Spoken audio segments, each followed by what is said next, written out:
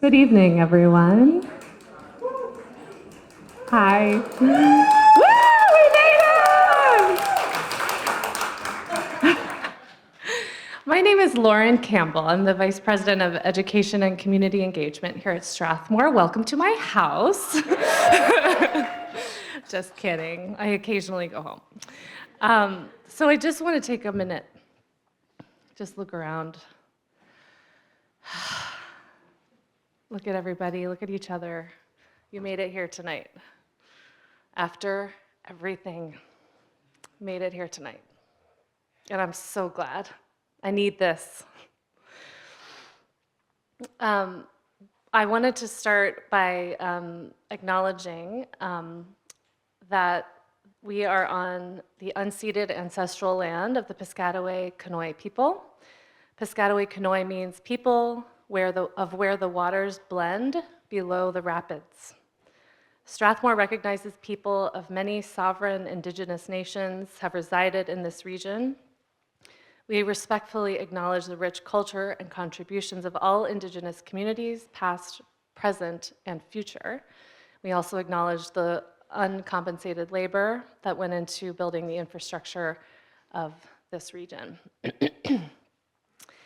Seema, Reza, and I have known each other since 2010, 15 long years ago.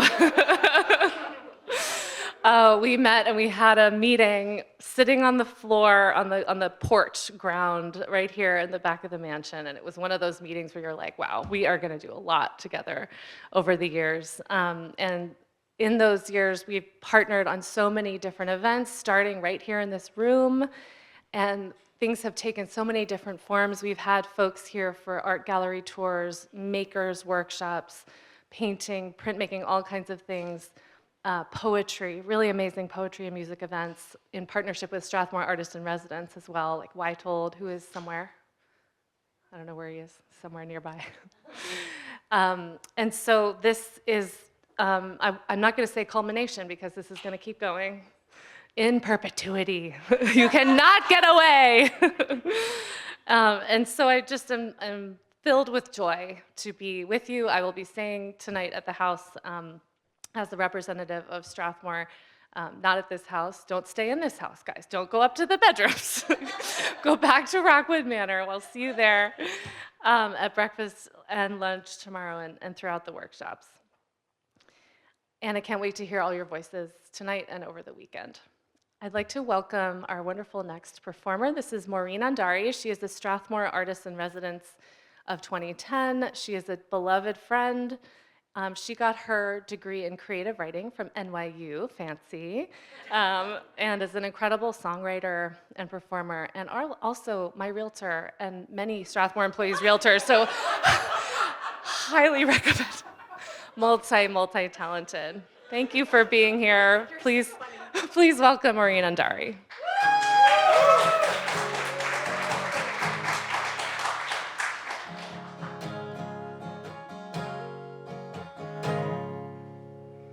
In the morning I wake and I pray that I can make use of the day, and that I won't cause you any pain. My love, my intention. Mistakes will surely be made. Storm clouds bring on the rain, but acceptance shoots just like a ray of sunshine.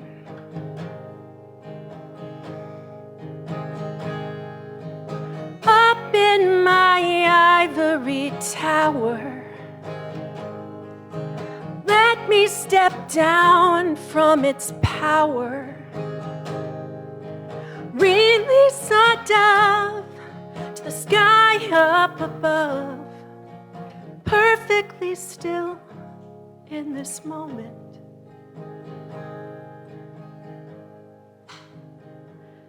In the morning I wake and I pray pray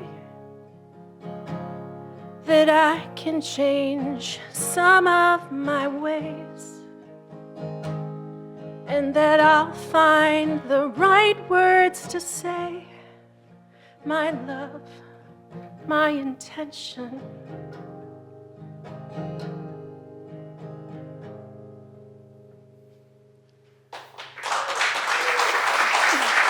Thank you. Thank you so much. That's the first time I performed that song. Thank you. Oh, thank you. I feel like it's like this is a raw, beautiful, like a first-timey kind of place in a space.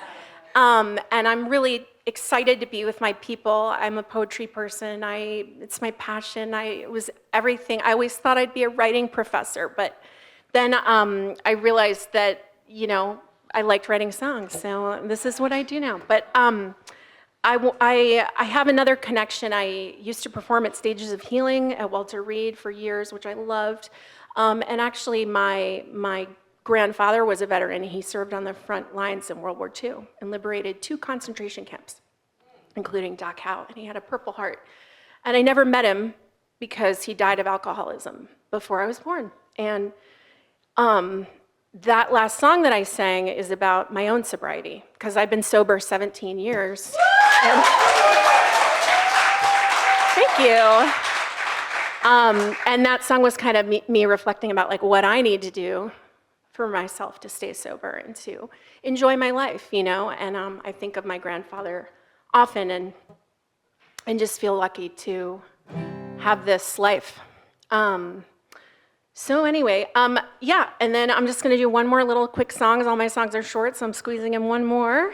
Very excited to be here. My good friend David Murphy is performing later. I'm so excited, and I'm excited to hear all of you.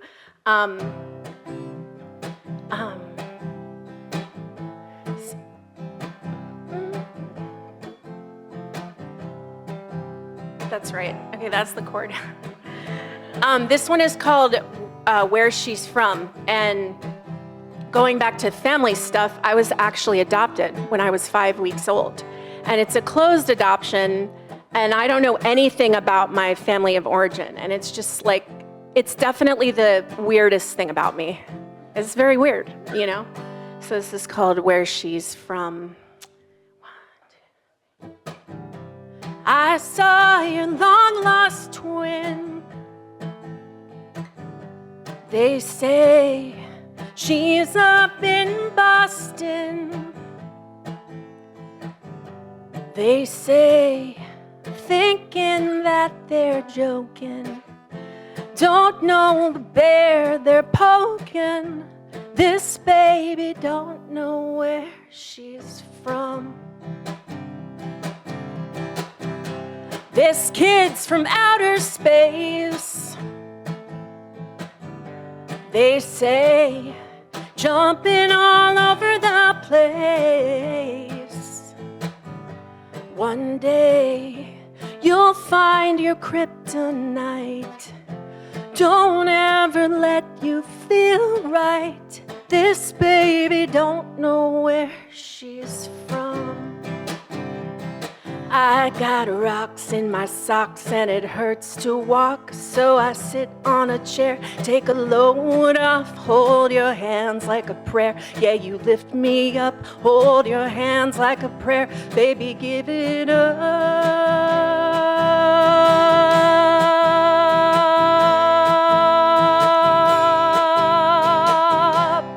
Somebody loved me right,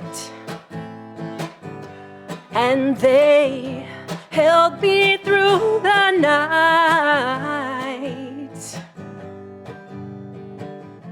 But that doesn't change the thing that makes me strange. This baby don't know where she's from. But that doesn't change the thing that makes me strange.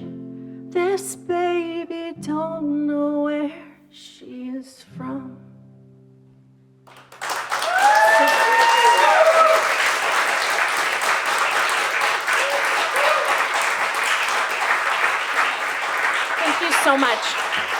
I lastly just want to say before Seema takes the stage that I also am a part of a music school called the School of Musical Traditions, which is in downtown Tacoma Park. We're right by the metro. We have our own little parking lot. It's been around actually only for 2 years, but it's connected to House of Musical Traditions, which has been in the area for 52 years. We have tons and tons and tons of free jams: bluegrass jam, old time jam, jazz jam, all kinds of, we have a Celtic session for beginners. We've got, and if you want to learn how to play Celtic music, come to our Intro to Celtic repertoire class. It's once a month. We've got an Intro to Bluegrass. We're all about adults playing music. Adults are not playing enough music. They're not creating enough. Yes, it's true. So good for us all that we're here tonight, and I invite you to check out schoolofmusicaltraditions.com and see what we have going, and I hope to see you there sometime.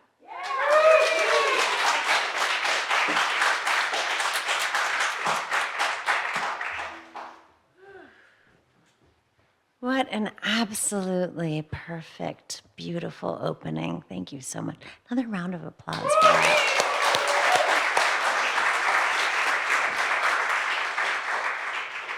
And after tomorrow, if you're all going to be at Day of Belonging, you'll be musicians anyway, so you'll be able to head right over. Welcome, everyone, to our very first in-person event as Mission Belonging.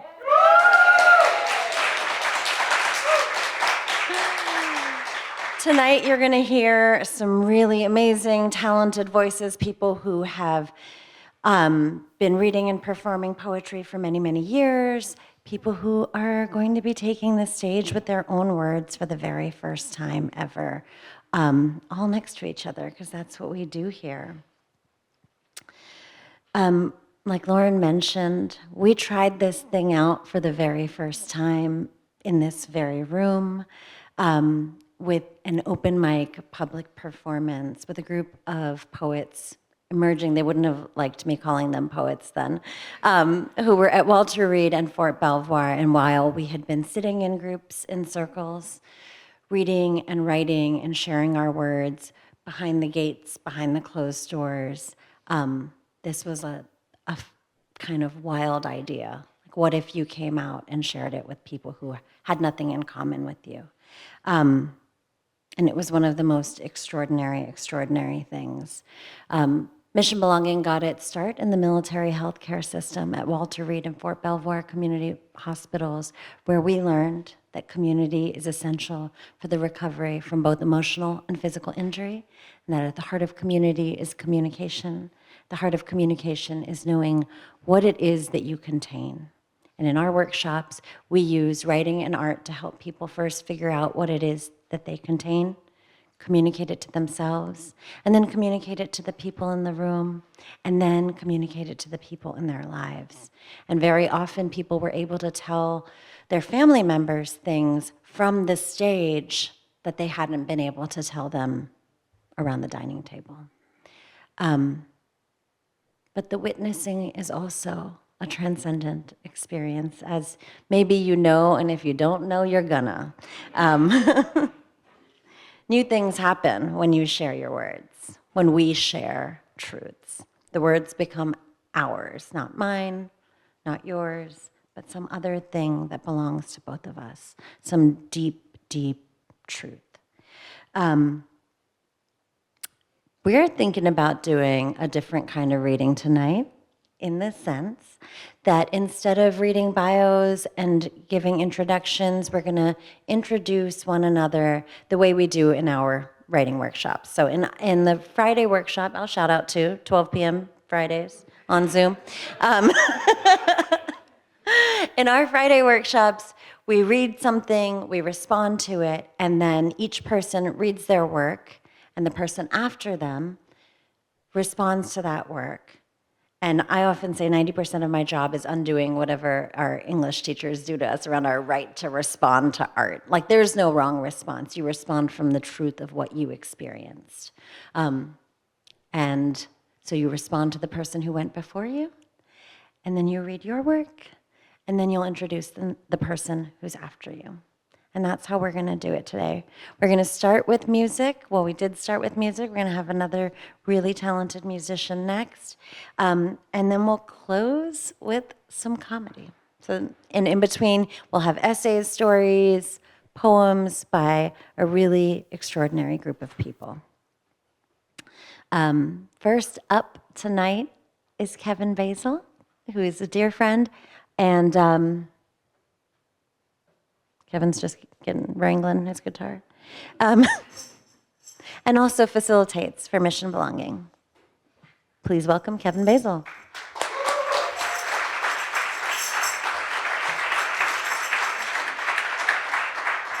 Thank you. It's a pleasure to be here tonight. This is like an oasis in our big, crazy, upside-down world. So really going to enjoy sharing space with you tonight and tomorrow. So I tried to write a song that maybe takes my nerves and enhances the music. We'll see if that actually happens. So this is new. I'm going to take a leap. Hopefully you catch me if I fall.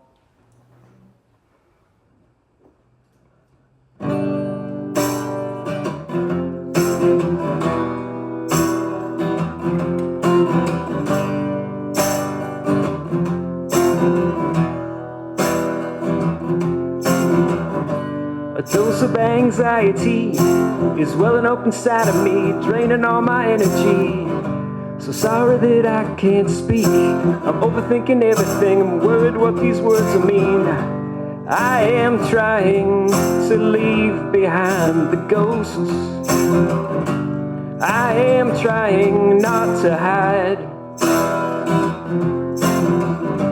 I am trying to see the world in your eyes. I am trying not to hide. Need the remedy. Need the remedy. Need the remedy. Need the remedy. Yeah.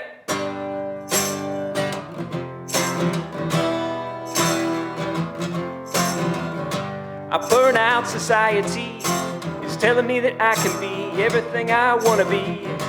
But all I need is clarity, not a million damn things flashing in the periphery. I am trying to leave behind the ghosts. I am trying not to hide. I am trying to see the world in your eyes. I am trying not to hide. Need the remedy. Need the remedy. Need the remedy. Need the remedy.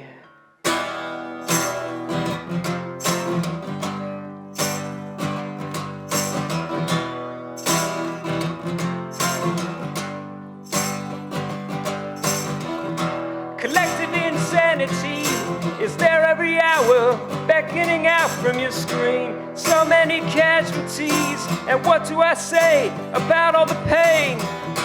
Try new therapy, thousands of dollars to call out our fathers, and chemical recipes to silence the voices telling you not to be, telling you not to be, telling you not to be seen.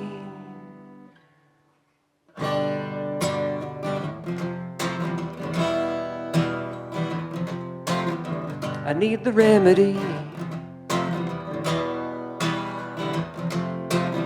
I need the remedy.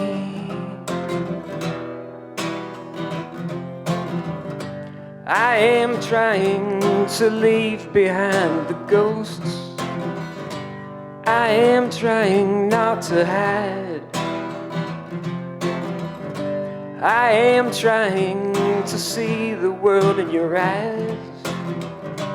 I am trying not to hide. Thank you.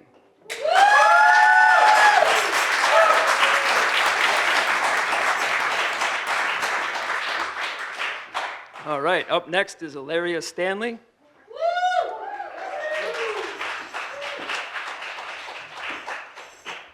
How am I supposed to follow that? Hi, I'm Alleria, and I've been participating under SEMA's guidance now for several years, and I absolutely love the programs. And so I've got a couple of things I've written. One of them I wrote last year as part of our More Than One Story program. It's called It's Imperative to Live. It's imperative to live as if there is no guarantee of tomorrow, to realize the ultimate timelessness that is the world and universe in which we exist. I think it's a lone breath of one star and how that is a measurement of time beyond our feeble comprehension. How can something exist for so long and remain unchanging? Yet if a star takes a breath, then there is a time where it, too, will no longer breathe, and the uncertainty of the firmament of the heavens, the very roadmap of our sky that has been unceasingly the same as we have come and gone, born and died beneath that canopy can and will change. If then even something so permanent and fixed in the stars in the sky is not permanent but merely breathes at a pace so different than we, then how might our breath be differently paced? Our dreams, the very things that guide us as inherent conscious thought, are an impetus to do what we will with the next breath. Do we crawl across a room, learn to walk like those around us, seek to be something that we aren't yet but aspire to be, to reach for the stars, those ever-present and seemingly so teasingly out of reach, yet obtainable as they come each night?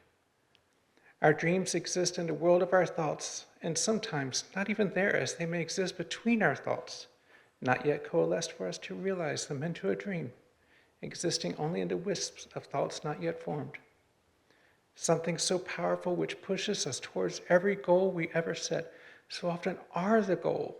To have dreams is not something that can be touched, or seen, or heard, or smelt, or tasted, so by definition of our senses isn't real. Yet we know they are. Artists and writers from time beginning talk of something so real as our dreams. And if they are so powerful, these breaths of thoughts in between our thoughts, how do we set it aside so easily for that which we do not dream, we do not want, and we do not even wish to tolerate? Our pace of breath is our own, but yet we always feel as if there will be another breath to push towards our dreams, when even a star must breathe one last breath. So must we, and inevitably so will our dreams. For in the breadth of a dream are all the generations of what we wish, and when that last breath of dreaming is done, then so are we.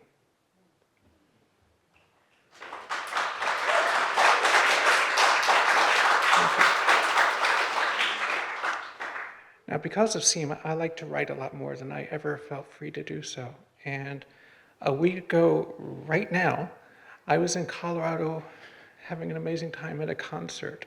And unbeknownst to me, someone took a picture. And when they showed it to me, it caused me to write this week.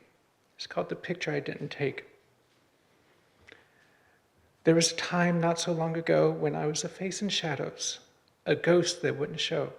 I avoided the camera, the lens, the person I didn't know. In countless pictures, on screens and in files, you'll find me missing, or perhaps lacking a genuine smile. My own face felt like a stranger's disguise, a role I couldn't reconcile. But a few years passed and I came alive. I started taking photos, oh so many. Pictures of me standing, playing, thriving. I chased the person my friends all described, the joy they said I was driving. I sifted through thousands of pictures, looking for a feeling I couldn't quite place.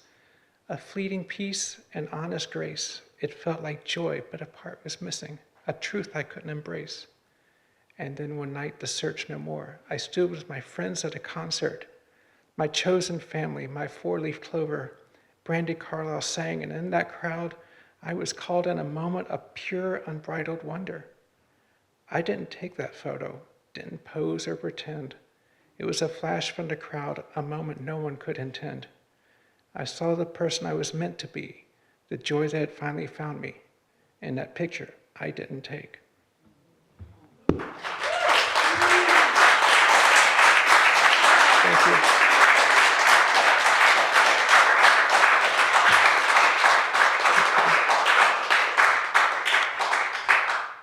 Next up, Ashley Price.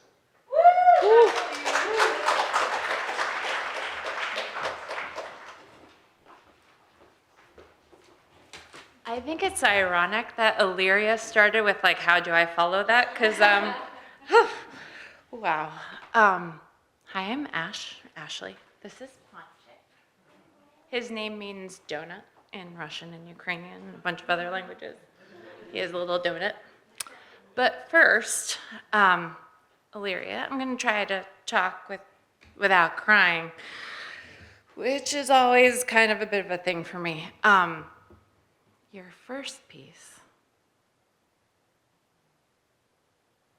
I think the two things that, so I have like no short-term memory, but the two things that I really sunk with me was the way that you talked about breath and dreams and the ways that you wove those concepts into things. And you used a space about dreams, really nascent dreams being the space in between thoughts. And I just, I don't know you.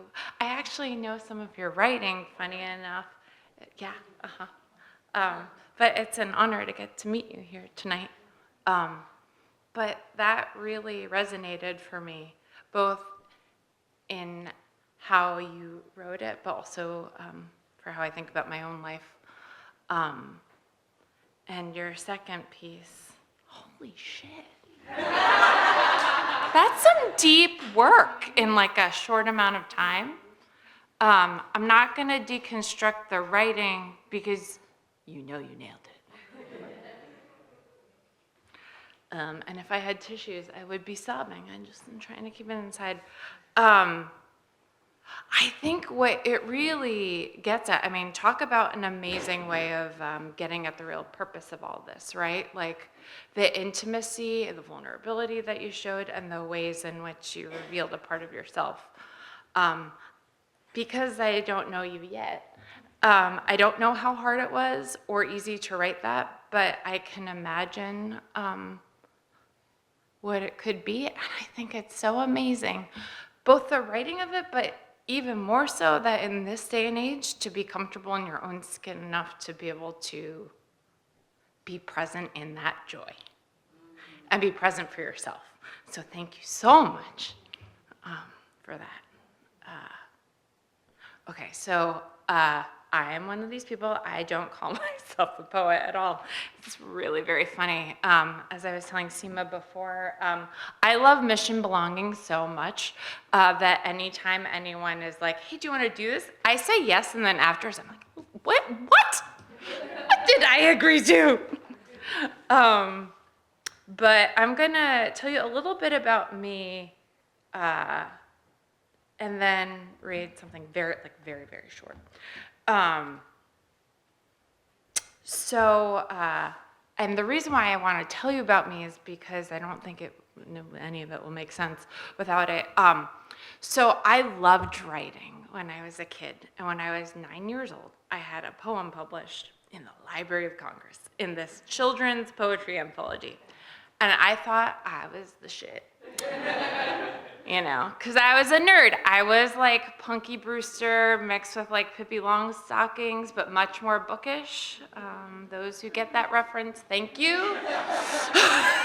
Thank you.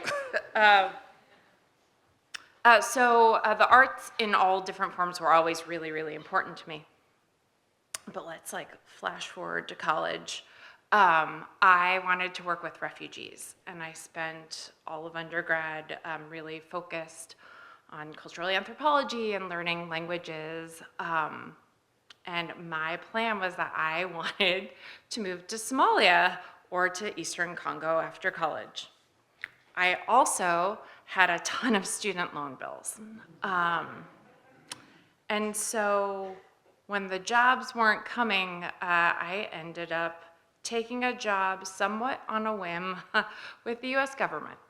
And that's kind of like, I'm gonna skip through like many things, but tell you, I am still learning how to find and re-find words. And I think there's something I'll probably be bringing into a Seema workshop or a Laura workshop sometime soon to try to make more sense of it. But what I mean by that, in short, is I got paid for many years to write for the president and to help try to prevent the next 9/11. And that was a lot for at the time when I started, I was 21 and didn't plan on being in there. But it's important because words were so important, but we learned so fast how to quickly excise any fat from our writing, any joy, any play, any words that could be misinterpreted by maybe, say, a president that doesn't like reading. Perhaps. So that was my world for a really, really long time until 4 years ago when, and I know there's a lot in between, but just trust me, I woke up one day and suddenly I couldn't walk straight and I couldn't speak straight, and 4 days later I was no longer in West Africa. I was a patient at Walter Reed in their traumatic brain injury program. NICO. And I relearned how to walk. I had a lot of speech therapy, a lot of OT, all the things, all the many, many, many things. And that was great, but it was really in their programming that I got to get back into the arts in a different way. So I did a lot of art therapy there, and actually dance therapy too. But when I graduated out of like some of their programming, I really don't know how I found out about machine belonging. I think it was through someone there, but anyway, for the last like year or two, I've been receiving services from the organization, and yeah, I know that's like way too much about me, but I feel like it's important context because I am someone that really is learning how to put words back together in a different kind of way. And I'm learning to work in those like really cool SAT words back in, and the fun words, and the playful words, and the feeling words, most importantly, especially because so many of the things for 19 years I did, I'll never be able to talk about. It is through poetry and visual art and dance and all these things that I can find a way of like trying to heal. So it's an incredibly important organization to me, and if you don't know much about it, you should really support it. And no one put me up to that, but please, so that people like me can keep getting services. Thanks. Yeah, so I'm going to read half of a poem that I like started writing, and then like one other thing, but it'll be really short, I promise. And you already know what most of this is going to say. I was trained to write, to ruthlessly strip my sentences down to the core, its meaning as clear as cut glass. I was trained to keep secrets, to be a crypt, no matter how tantalizing or horrifying the subject. I was trained to build trust, but learned to trust no one, even most of my own colleagues. I was trained to problem solve without half of the puzzle pieces in my hand. I was trained to lie, to not betray what was really going on inside me. I learned to take calculated risks and was rewarded for them. I learned about inflicting violence in the name of preventing even greater loss of life. I never learned how to make that part not suck, and thank God for that. So that's like work in progress. And then, well, wait, no. Okay, because this I actually want to read, and it's only one sentence. And I feel much more confident about my like visual art, so then I can like, so I realized though that I wrote the text for this after a SEMA workshop. There you go. It's really short. It just says, grieving the person I'd been, the life I'd imagined. Pain, loss, exile, isolation, betrayal, all the grieving, the lingering long-term effects. When the pain subsides, if the pain subsides, will the pain subside? Will it ever subside? Reckoning with the body. That's it.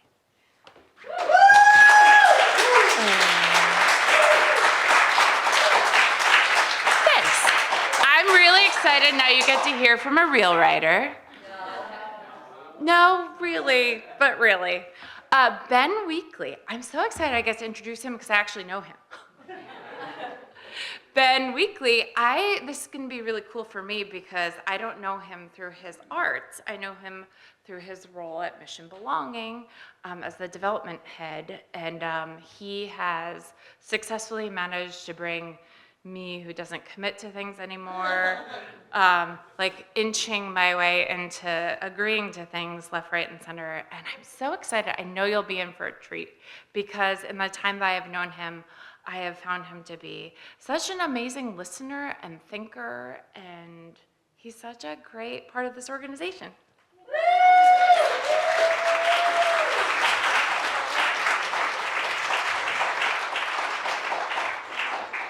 Thank you.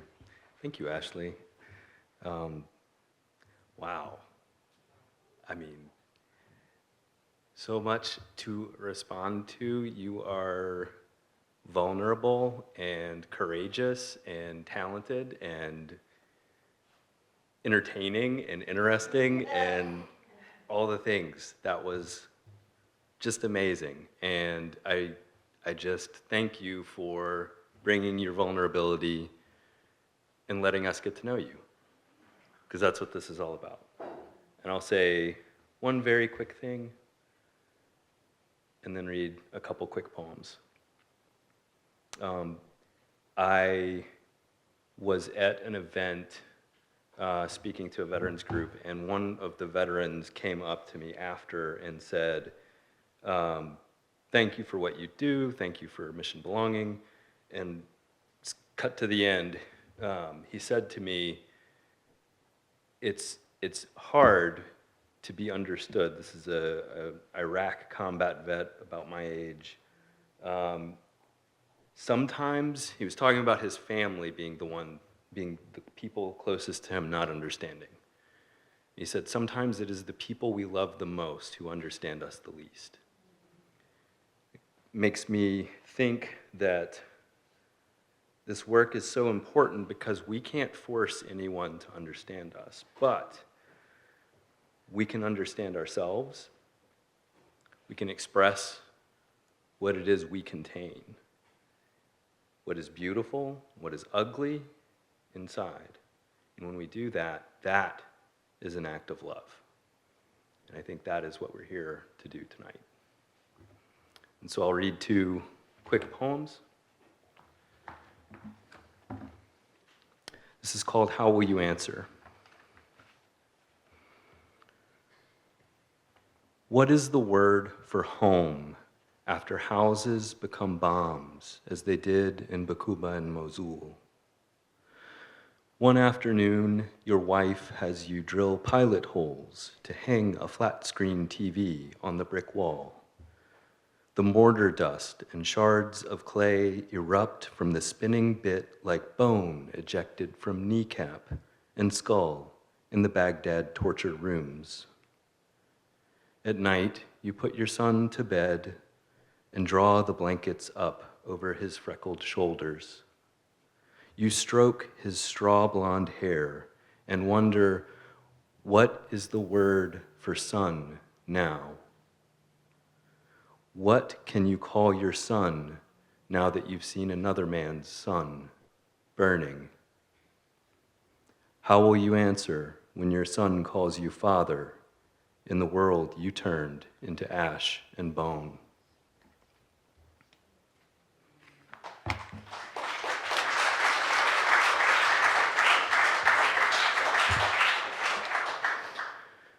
This is called At Night I Dream of Arson. Again, I wake in this burning bedroom. Tonight, I make it out before the roof collapses. We were dancing close together in the kitchen when you struck the match. I'd never seen you more excited to be alive, the heat prickling your skin, the orange glow of disaster, the flames swaying in your hazel eyes as I ran back into the house, trying to save something you once called precious.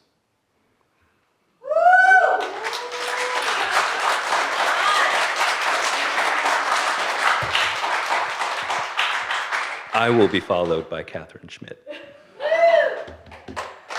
Please welcome Catherine.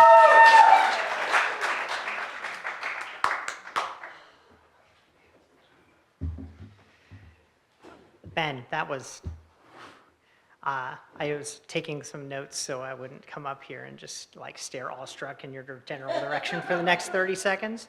But the first thing I think of is like noir when I hear your poetry. It's tactile. It's devastating. And so thank you. I'm Catherine Schmid.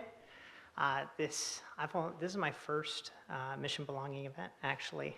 I only heard about the organization at all at a Pride event a couple months ago now, in June. It was the first time I had gone out like to an event or anything since the Army told me I was no longer welcome to come to work. I needed things to fill my time, and so I started volunteering at events, and I saw that they had a table at the Pride Festival there, and so it was a immediate like salve, I would say, to the loneliness and the exile that I was experiencing. I've got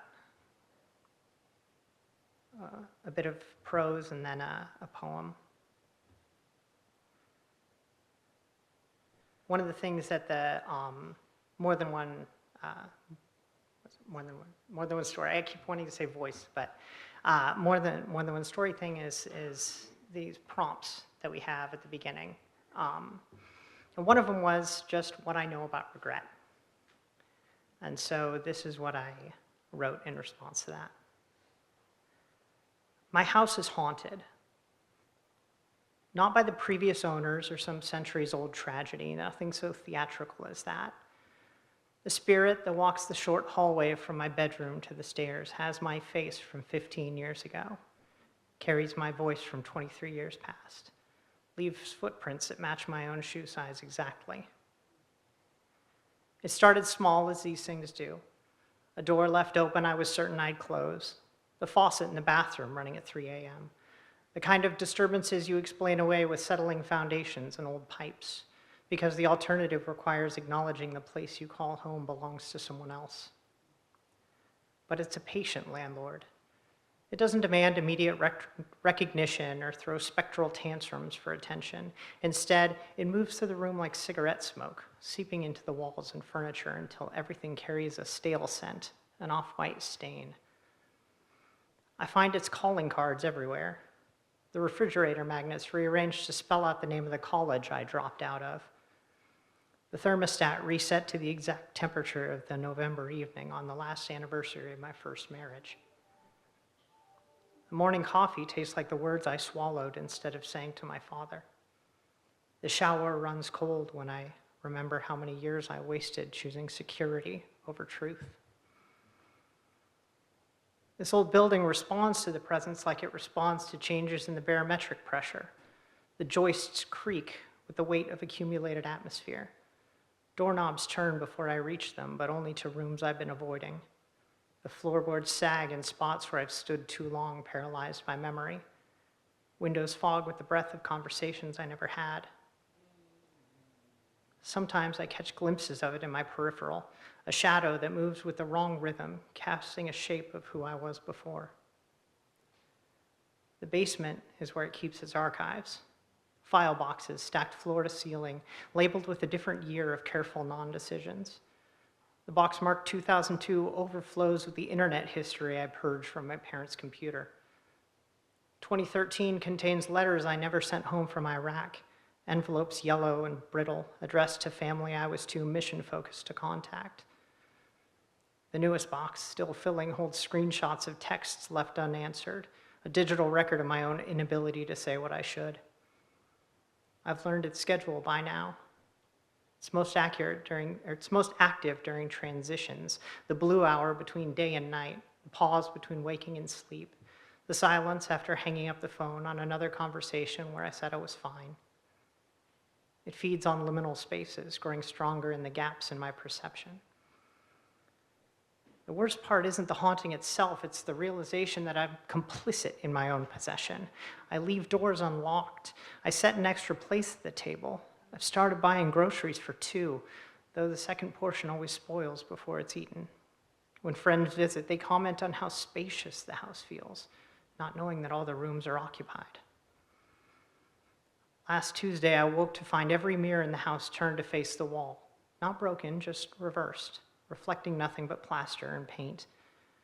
I understood the message. Why look at who you are when you could contemplate the person you could have been? The irony is that I know it's trapped there, not by some spectral Jacob Marley chains, but by inertia. Every day I don't make it leave, it grows more comfortable, more entrenched. The ghost of the life I could have had has learned to navigate the light switches and operate the coffee maker. It knows where I keep the spare keys and how to adjust the water pressure. Yesterday, I found out I'd been using my laptop. The browser history revealed searches for vacations in Spain and piano lessons. It had drafted emails to old contacts, inquiries about jobs that weren't open anymore, conversations that would exhume relationships long dead and buried. I stared at the screen for an hour, cursor hovering over the delete button, but something in the quality of the silence around me changed. The house never felt more like a mausoleum. Around me, plaster peels like dead skin. Paint cracks and fragile webs, ceiling beams sag and splinter, and the floorboards no longer hold their shape beneath my feet. The foundation shudders, exposed in ragged fragments that speak of slow, relentless decay. I follow the movement in the corner of my eye, no longer startled. The walls that once hold stories of regret and mischances now tear open, revealing the bare bones underneath. With each cracked pane and crumbling corner, the truth settles heavier in the air. I'm the outsider here. There's no stranger haunting me. There's only me, drifting through hollow spaces filled with echoes of who I was, who I might have been. Room by room, I float through the wreckage, not looking for ghosts, but for something real. Here, somewhere underneath it all, is the promise of an actual foundation, or of who I am when the walls are gone.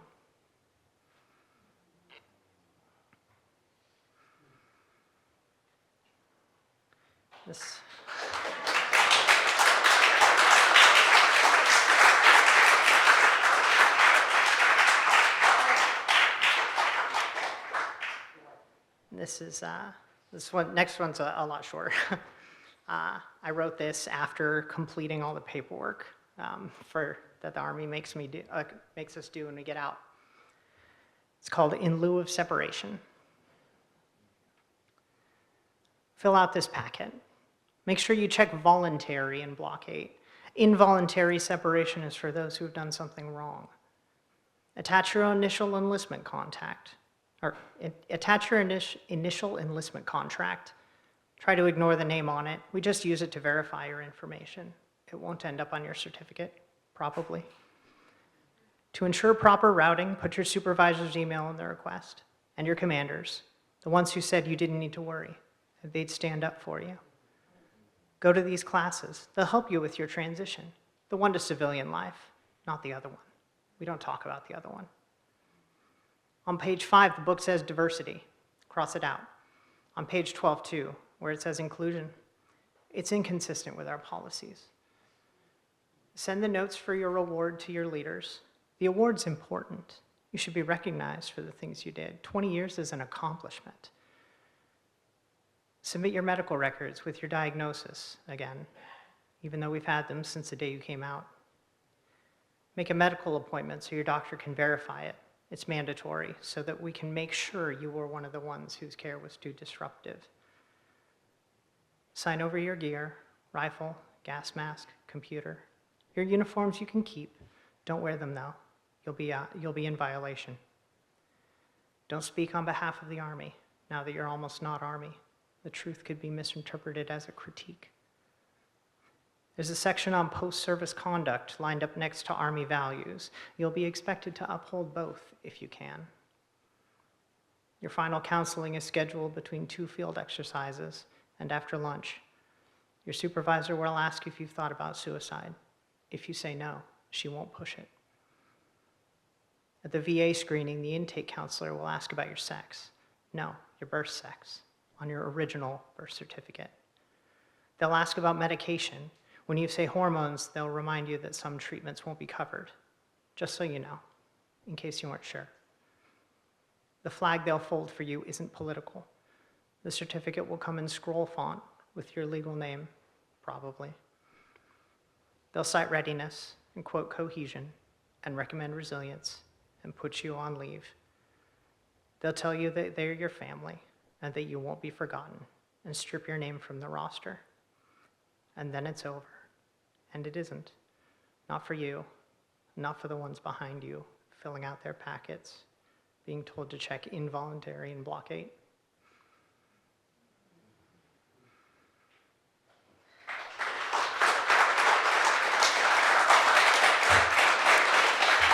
Thanks. I'll be followed by Dave Murphy.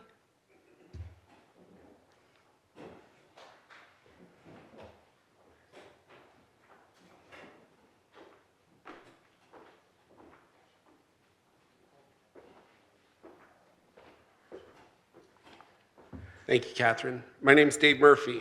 Back in January, I matched with a woman on Hinge, and it didn't work out, but she got me involved with Mission Belonging.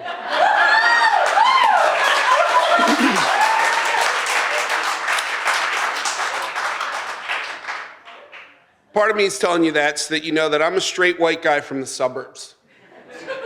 And there's a lot of stuff, there are a lot of things that I've come to know being a part of this group the last 6 months and attending SEMA's Friday workshops. Things I wanted to know, but I was not bred to know. I was not programmed to know. And I'm telling this so I can say that, Catherine, the synesthesia in that first piece you wrote really is the sort of thing that helps me understand those things that I don't have access to. So thank you.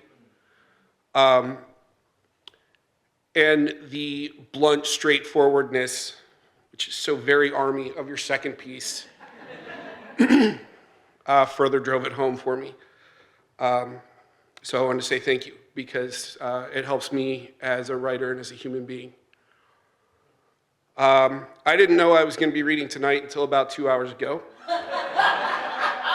And SEMA said it had to be 3 to 5 minutes, and without her permission, that's going to require more than one because I started writing poetry in class in high school, and my poems are generally the length of a sheet of loose leaf paper. The first one here I wrote at a cafe in Athens, Greece, right after right after a bombing. I don't even remember which one from the war, but it's called Missiles and Drones. Missiles and drones, missiles and drones, missiles and drones. From the seat of a chair, far from the battlefield, no slings or bows, no swords or triggers, only keyboards and mouse buttons, so we can kill without seeing the life drained from faces in faraway places. We don't smell the feces death releases. Missiles and drones, missiles and drones, missiles and drones, missiles and drones.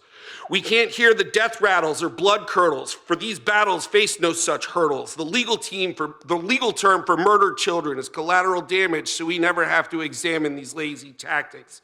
So cruel. Missiles and drones, missiles and drones, missiles and drones. Technology with no apology, no wisdom, no thought. Rage against the machine and the spaces in between, silenced on TV. Only cell phone camera catches the terror. That is, unless you're too poor for an Apple store, like in Kivu or Darfur. They are see-through and hardcore. Only in Tel Aviv and Kharkiv do we see to believe a cursed privilege of the wealthy war-torn. Missiles and drones, missiles and drones, missiles and drones. But it all looks like slaughter. Don't drink the water. We call it warfare, but it's unfair to conduct it with the push of a button. Reaction silenced by distance, gone in instants. No wisdom gained or memory remained, nothing won. Only lost in the silence of the cowards at war. Missiles and drones, missiles and drones, missiles and drones.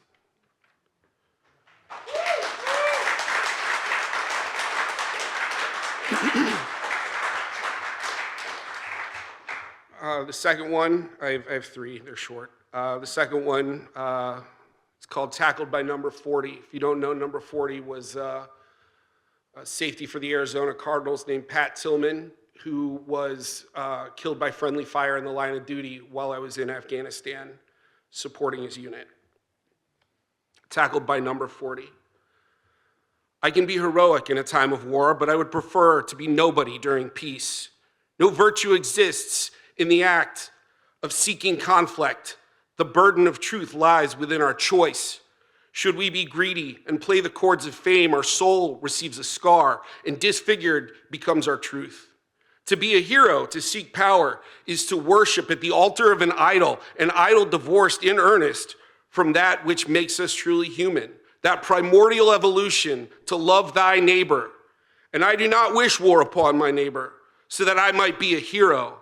I would rather be nobody in a time of peace, because to pursue heroism, I would have to become a selfish coward.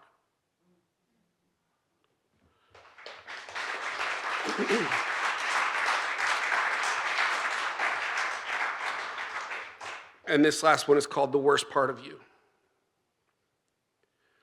What if the worst thing about yourself could go away? Would you cast it off into the void?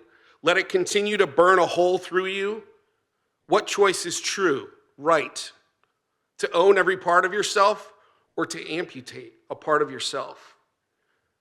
Do you mourn the loss of parts of yourself?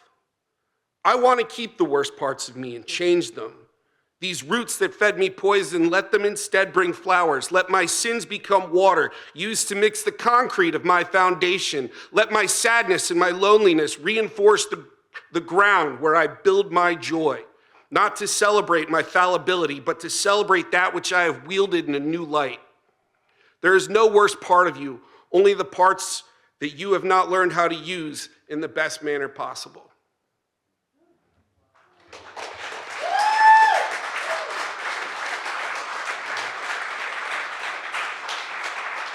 Thank you. George Goetzke is next.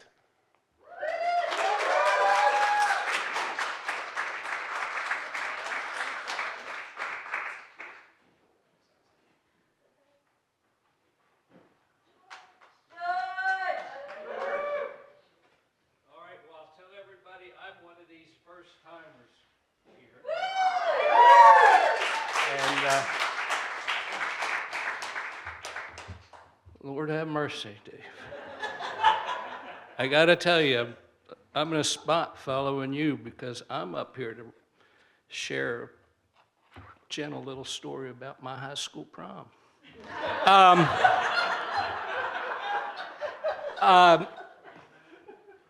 not given to critique. I haven't been doing a workshop in forever, but what I can say about what I just heard is it was put out there at the right volume, and I will be taking it home with me tonight. That's what I can say. Okay, as to who I am, why I'm here, I too have known Seema for about 15 years, from back at the old Walter Reed where we worked together. And when we went our separate ways, she told me that I had to write. I'm one of her early projects. That that I had to write. I had to write every day, every morning. Now, those of you who know Seema know she's a brilliant, lovely woman with a killer smile. Those of you who know Seema well know she can be scary. And I was properly afraid of her. I was deadly afraid of her. So without understanding the whys and wherefores of it, I wrote pretty much every day. And to tell you the truth, I have since. I have ever since. And I'm beyond grateful for it. I have been writing. I have been reading about writing. I have been reading writers. I did take some early workshops.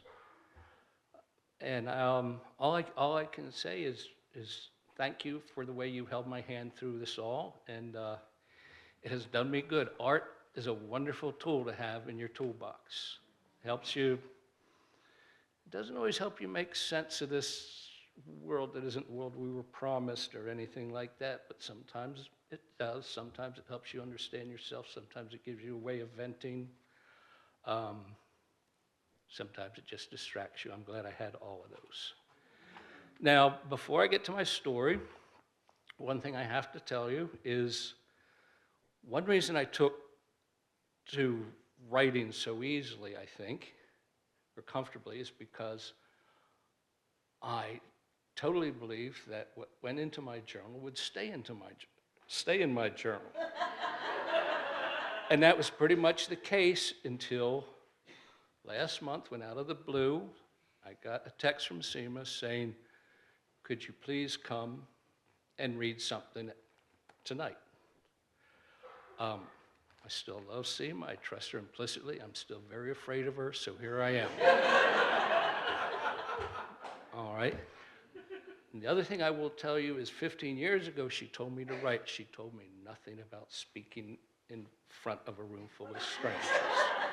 So please understand, I am standing here depending upon the kindness of strangers. All right, I guess I'm going to have to put glasses on at this point. And I have, as opposed to what we've been hearing, I have a gentle little story about once upon a time. Maybe a too long story, but that's what I do with my writing. I use it to relax, to remember to go places that are better than the place, or, whatever. Okay. And I've given this a title, because I found very easily if you have a bunch of pages of yammering, if you give it a title, it's all of a sudden becomes a story. Okay, and the title of this story is Oh, By the Way. Oh, by the way. I went to high school at an all-boys Jesuit high school in North Baltimore. The school was 50 miles away from home in Annapolis, so I got the added pleasure of staying with my grandparents during the week. My grandparents were lovely people, but they were born old. They were born before man could fly. These were not my salad days. All in all, my high school years were something I simply struggled to survive. So I must say I was baffled by the fact that if you survived this odyssey, at the end of high school, you would celebrate it with a grand ball, a prom. Now, in those days, I was slightly offbeat and danced to the beat of my own drum, however tone deaf I may have been. And I thought at first a prom to be a bit much. But when I considered it, attendance at the prom was not mandatory, there would be no test, and it didn't account for any part of your final grade. Also, there would be a band. I decided to go. Not quite the rebel I imagined. There was a problem, though. In the spring of 1969, I had no girlfriend, and being honest, did not imagine there was any list, long or short, of young ladies anxiously waiting by their phone for a call from me. The truth is, I hadn't had a date in about 2 years. I did have a girlfriend once upon a time. 2, in fact, once upon a time. When I was a freshman, I had a girlfriend, Kathy. We seemingly were inseparable in the summer of '66. We would often spend the day together doing whatever. I'd always try to be at her house at dinner time. Her mother was a wonderful cook. My mother was a wonderful mother. After dinner on many a summer evening, we would go up the hill from her parents' house to check on her grandfather. We were honestly more trying to get away from the parents' prying eye. Her grandfather was a once-upon-a-time farmer, and by dark he was asleep in his chair or in his bed as a rule. He needed no help from us. We would stay up at the top of that hill and walk about her grandmother's now overgrown garden for a bit, chatting or not. We would pretty much always end up on the back wooden steps off the kitchen, where Kathy would teach me to kiss. Also, it was here that she told me she loved me and promised to love me forever. That was the summer of '66. It was the fall of '66 that I learned to a 16-year-old girl forever meant until a cute boy with his own car looked her way. He was cute. He did have a car, and I couldn't blame her. I was baffled, I was embarrassed, but I was not crushed, not hurt. He was also tall, and his car was a convertible. I walked away quietly. Kathy and I did remain friends. I did manage to recover and even found another girlfriend eventually. She never made any promises, and she was true to her word. This time it was hurtful, though, when I was dumped. She dumped me for someone I knew. Annapolis was a small town in those days, and I knew this guy, and I knew he was trash, absolute trash. I had been thrown over for trash.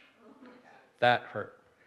After that, I was quite girlfriendless and happy for it. There was just too much I didn't understand, and in the '60s, the handbook hadn't been written yet. So I just let it be. Still, I needed a prom date. What to do? My first girlfriend, Kathy, had kicked me to the curb, but we had stayed friends, and eventually it occurred to me to ask her to my prom. What are friends for? To my delight, she was happy to go. Problem solved. Any prom floor in those days was crowded with friends and cousins, so it was perfectly acceptable procedure for that day. On the big night, I borrowed the family's fancy car, the Oldsmobile F85 sedan with 8 cylinders, not the family station wagon. I rented a tux. I went full James Bond. I rented a tux and cinched up my father's gold cummerbund. Natalie attired, I picked up Kathy at her parents' home on Harness Creek. Kathy's mother had not approved of her dumping me in those days long ago, and she and I had stayed in touch. She was a very good cook. Her mother was happy to see me come through the door that night and quite impressed about how elegant I looked. I was certain she would give her daughter a lecture on making smarter choices in the morning. That explained half my smile. I held the door for Kathy as we got in the car, as my mother had instructed me. Hopefully her parents saw this and were impressed. Down the long driveway and off to Baltimore we went. The prom venue was about an hour away, but as we were old friends and we could talk about anything with each other, sit in silence, it was an easy and comfortable ride. It was a wonderful part of the evening. The prom was in a ballroom I don't remember, nor do I remember the band. It was 1969, and most local bands then featured pop and soul music. They were out there to get people on the dance floor. Local bands weren't yet about enhancing your drug experience or waxing eloquent about some inner truths of life in '69. That would come in the '70s and lead to no good, if I dare say. Tonight, though, was for dancing. This was a good band. Everybody danced. I was fairly tone deaf and had no real sense of rhythm, but I loved to dance. For the fast dances, then you just got out there and tried not to hurt anyone. I may have thrown a swing move in now and then, but it was mostly about just letting go. The slow dances were easier. You just held tight. My biggest memory of that night came after a couple of fast dances where Kathy and I were out on the dance floor, hopping and bopping. Before the second of these dances even finished, she slowed down, took my hand, walked me back to the table, and sat me down. I was worried. I was worried she was going to insist I try to stay with the beat when I was dancing. But instead, she gathered her breath, pulled me close, and matter-of-factly said, "I probably should have told you this before, but I can't do a lot of fast dancing. I'm pregnant." Now, I pride myself on my ease at small talk, and I had even rehearsed some things for that night. Response to this was not part of that rehearsal. I stumbled and stammered a bit, and I clumsily asked something along the lines of, "How did that happen?" Her simple reply was, "In the usual way." Enough said. As we were there as friends, this was not a big problem. We simply agreed that she would choose the dances we would go out on the floor for, and the band played on. It was a lovely prom, and we both had great fun. I thought how high school would have been so much better if we had more dances and fewer math and Latin classes. A fancy cloth napkin dinner at Sabatino's in Little Italy after the prom, and then home. I got Kathy home by curfew, if there was such. I walked her to her door as a gentleman does. Friend or no friend, pregnant or not, a newly appeared 150-watt light bulb over the door or not, we shared a goodnight kiss. As I was pulling out of her parents' driveway, I looked up the hill at her grandfather's house, at the wooden steps off the back porch. What struck me at that moment was that Kathy, since we had sat on those steps once upon a time, had forgotten how to kiss. It just wasn't the same. How could someone forget how to kiss, I wondered. Thank you.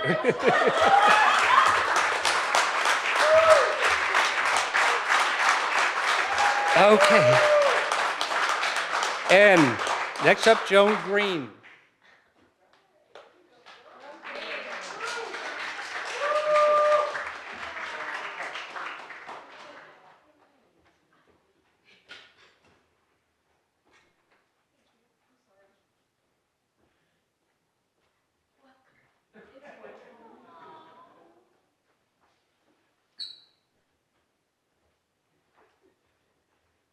Okay, I can't do mics. I'm sorry, I can't stand it. Okay. I taught for 30 years. They can hear me in the other room. But I'll do this because Seema said so, and I too understand being afraid. I'm not going to tell you anything about me. I'm going to tell George, oh my God, you rock. By the way, I was born in the summer of '66. So, and I don't say that to be nasty. I say that because, damn, that had to be a good summer. And your experience through what ends up being the first few years of my life sounds like you made the best of it. So, rock it. Okay.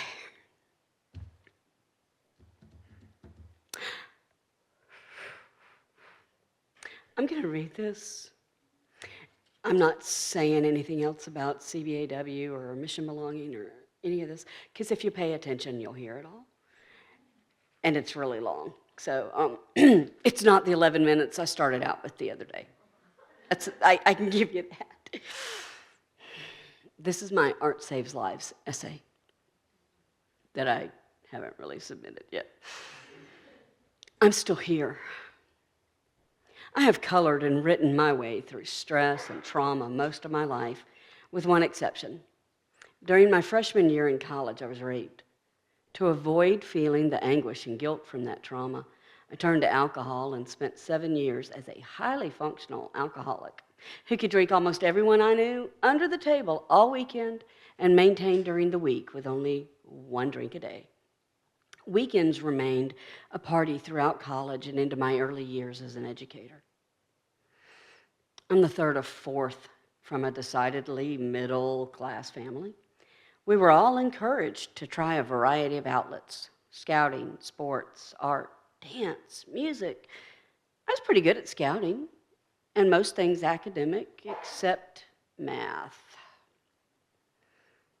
Most of my efforts were a disappointment to my family. Take baseball. My vision was so poor that Grandpa taught me to field by listening to the sound of the ball and bat connecting. Yeah, let's learn to play baseball with echolocation. Secretly, I colored with crayons and wrote bad fiction. I wanted to have talent, something I was good at that wasn't done better by another member of my family. I focused on academics, majored in English and French with a minor in history at Georgia Southern University, and became a teacher at the age of 22. Years of self-medicating trauma with alcohol led me to attempt suicide on my way to work one morning in 1992. I didn't want to be with myself. Why should anybody else? Obviously, I failed at killing myself. I began my journey into sobriety and sought help from multiple sources. No one thing turned off my craving for alcohol. Actually, I still really want it every day. Side note, sorry. Ultimately, it came down to God, stubborn bitchiness, and writing that saved me from myself. Through it all, I continued writing bad to worse fiction and blew through reams of paper writing about my trauma. My teaching career ended after a workplace injury when I fell while protecting a 5-year-old from himself. In 2015, I began coloring again, which kept me sane, sober, and functional through 2 knee surgeries, months out of work, working while disabled, my son's first felony arrest, his stints in jails and rehabs, more arrests, multiple overdoses, my husband's decline from injury, a failed back surgery, and an episode in 2016 that the neurologist called a brain fart. We became homeless and lived in a borrowed camper in a friend's yard until the summer of 2018, when the VA helped us find affordable housing while we fought separate battles for SSID.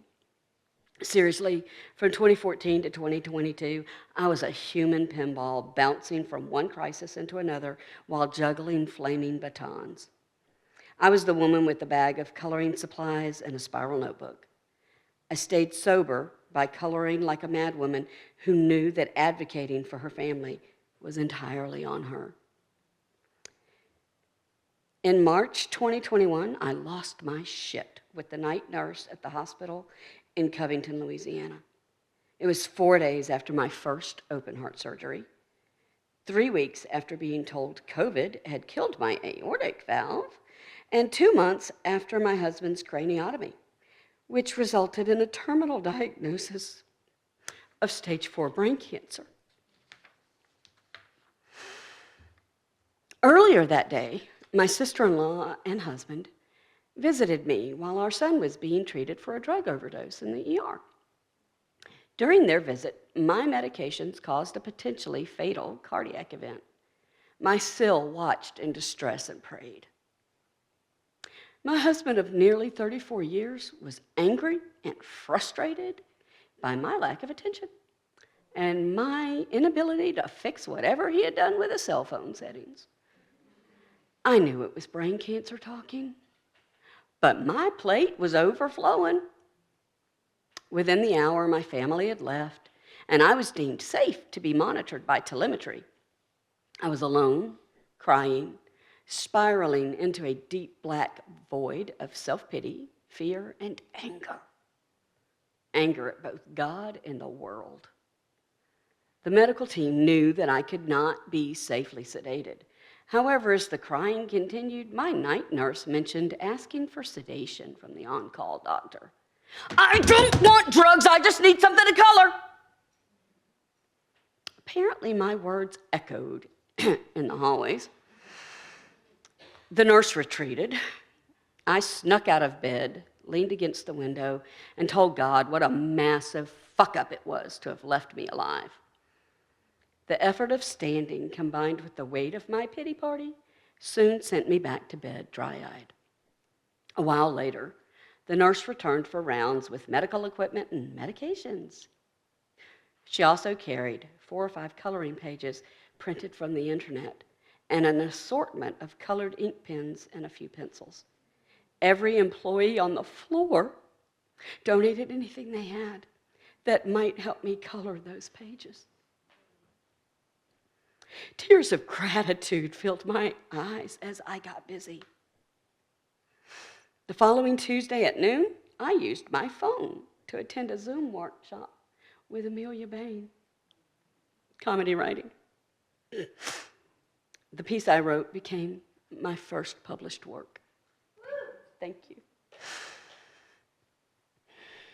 The years since Dalton's death on October 18th, 2021, have not been a picnic.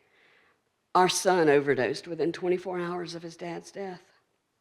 I revisited one-a-day drinking for the last 3 months of 2021. My mechanical aortic valve required replacement and a more extensive surgery in January of 2023. Life has also brought me so many blessings. I found friends and a church family that keep me grounded and focused. Martha Pedersen, God love her, I wish she were here, encouraged me.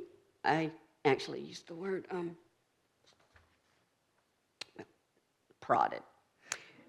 Martha Pedersen encouraged me to attend a writing conference with her in August 2022.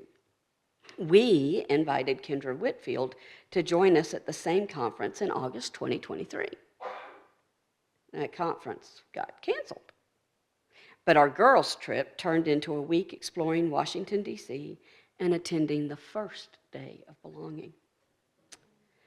I met a man on New Year's Eve that year. My son is sober and has taken his son to raise in a home where he is loved and valued. I am getting married on New Year's Eve.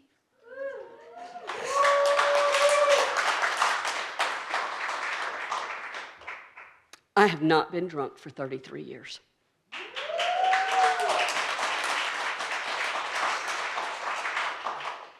Artistic expression has been a daily practice since 2015, but art truly saved my life during the pandemic.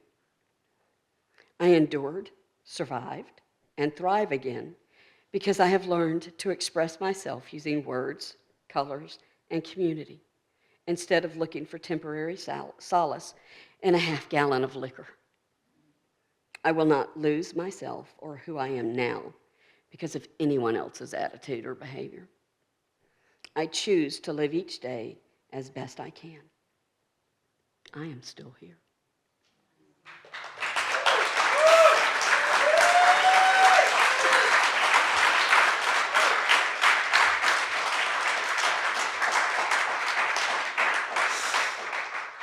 And Kayla Williams is going to present next, and I'm sure it's going to be awesome.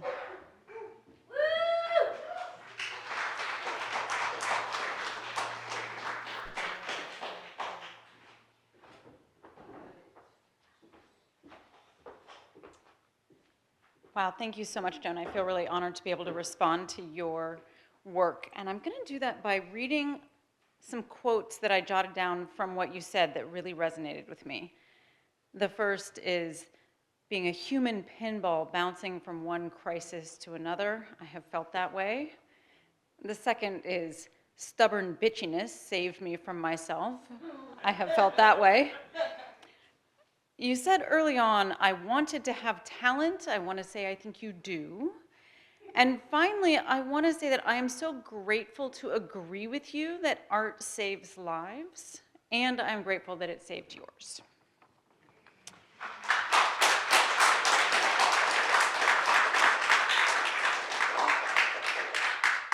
So I really struggled trying to decide what to read tonight, and I actually didn't choose until earlier today. And not long before driving all the way here, I modified an essay that I wrote for Memorial Day 2023 because the vibe just felt appropriate for this week. In 1866, 4 women placing spring flowers on the graves of Confederate soldiers at Friendship Cemetery in Columbus, Mississippi, noticed that the nearby graves of Union soldiers were barren. They took it upon themselves to decorate those too. Their decision to expand the notion of whom they chose to remember lies at the heart of what became Memorial Day, set aside to honor our fallen service members. But not all of those we should recognize fit neatly into that box.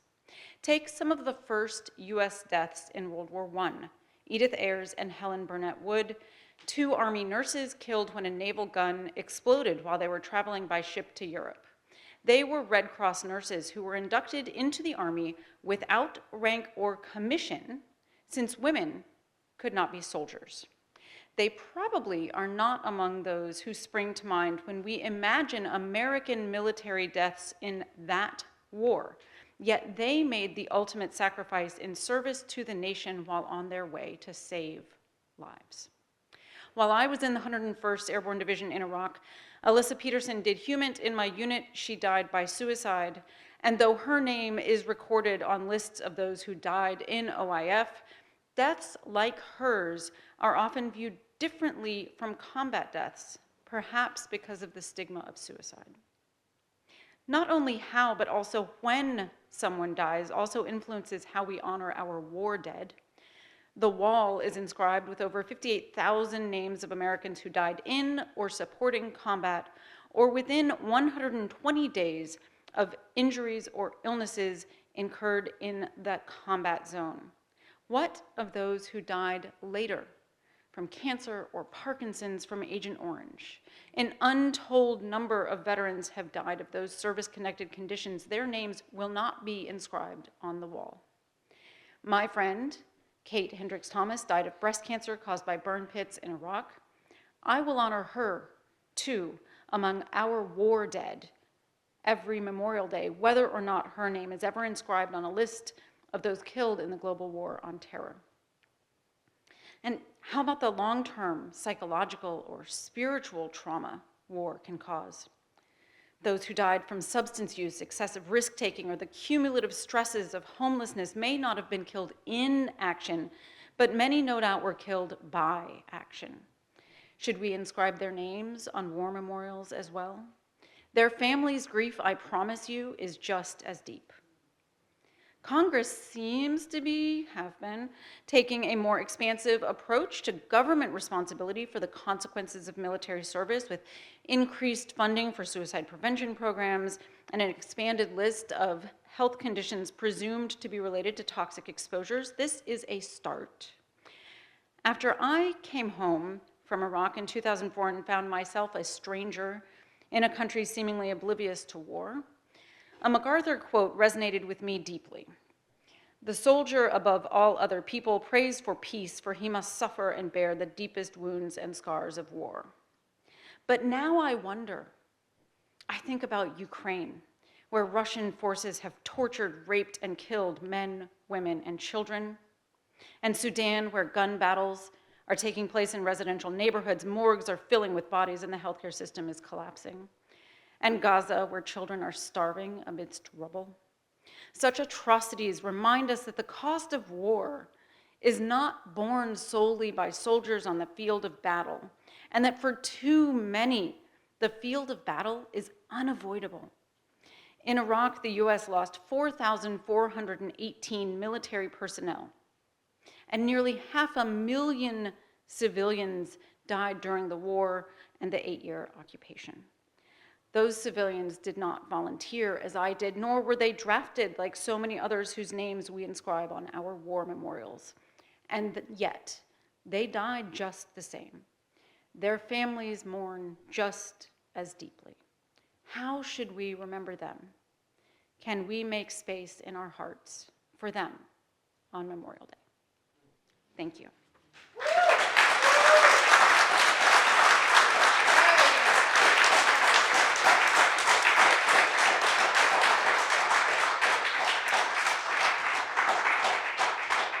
And now I look forward to hearing from Laura Van Prooyen.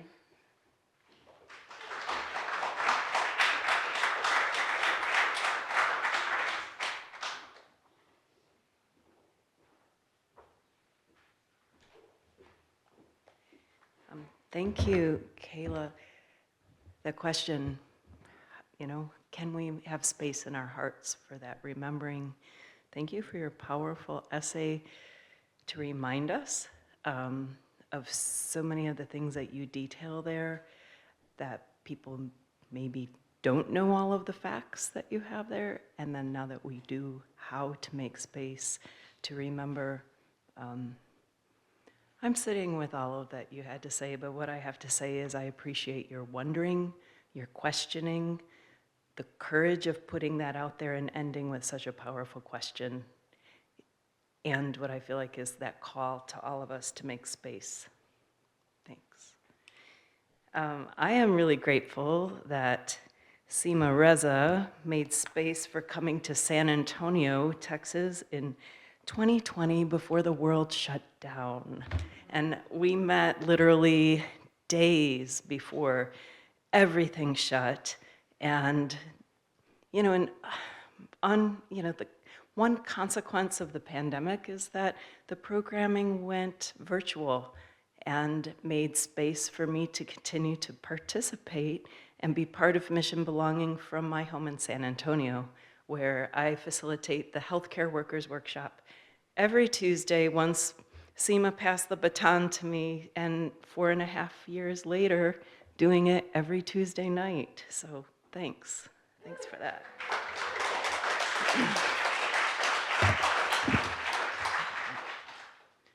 All right. I thought I was going to get by without my glasses, but I really can't make the type that big on this. So, I'll act my age. In the Tuesday night group, we recently had a poem, and a comment came up, and it was a poem about friendship. And then we said, we should have more poems about friendship. And I wasn't even planning on writing one. And so in the tradition of bringing out brand new work, here we go.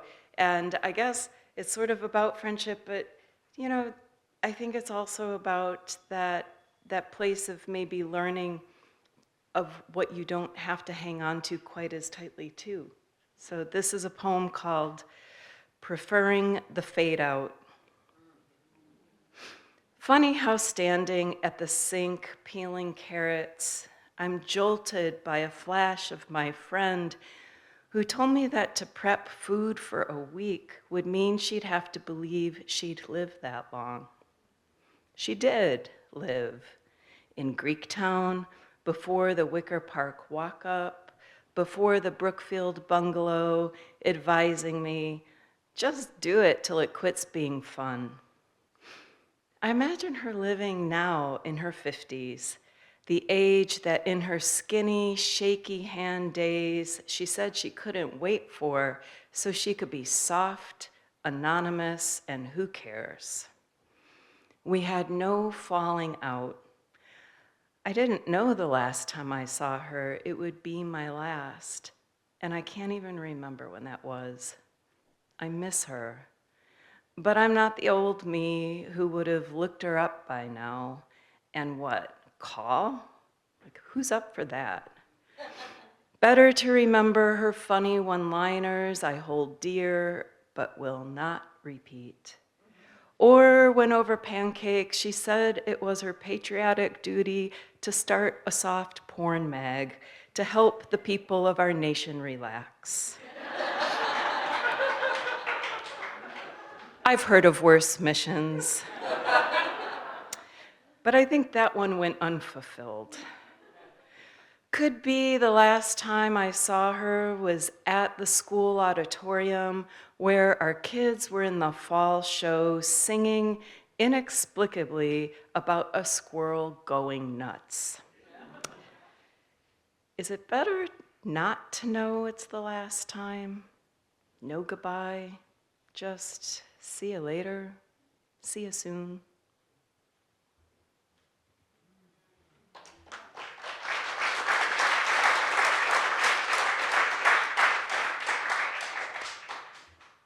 And this poem is really sort of silly, but one of our workshops, I think I had like, let's address something. And this poem I had written shortly before that in a different place. But I live in San Antonio, but I'm not from there. I'm from the Chicago area and never honestly had seen a roach until I moved to Texas. And I swear to you, I don't cook very much or well, but I like to clean. And those roaches, so anyway, this is a roach. This poem is just called Roach. You leave little pellet poop on the silverware, on white Corelle bowls. I've seen you scuttle under the stove, slip there's that word I overused, inexplicably, into a sealed floorboard seam. True, I've been lonely, but I am not your friend. You, all of you, legions of spiny legs, triggering antenna, coppery wings like lost pennies, the color I used to dye my hair. I survived that stretch of years, and now I just want things clean. I don't want to know you've been in my drawers, scurrying in the dark, leaving your taste in my mouth. Sorry.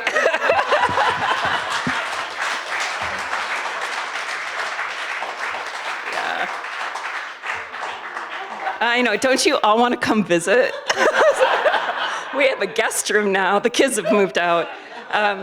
I am so delighted to introduce someone who has been coming to the Healthcare Workers Workshop, who has become a dear friend and an absolutely fabulous poet who is going to be reading for her very first time.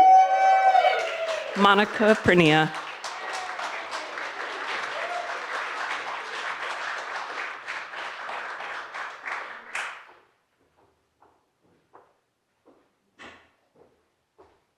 Thank you so much. Hi, everybody. I'm so happy to be here. Thank you, Laura, for introducing me. And I love how you made us laugh and cringe, and also, and also feel all the feelings with you. I loved how you honored your friend in the first one. Soft, anonymous, and who cares? That stuck with me. And also, is it fair not to know is the last time? So maybe we should make the best of tonight, because we never know. And I'm happy that the roach took us all to your home. So maybe we should find a name for it. And what would Revlon think of the roachy hair dye? Maybe we should patent that. Anyway, I'm so happy to be here. I'm a physician, and I was a frontliner during the pandemic in New York in 2020.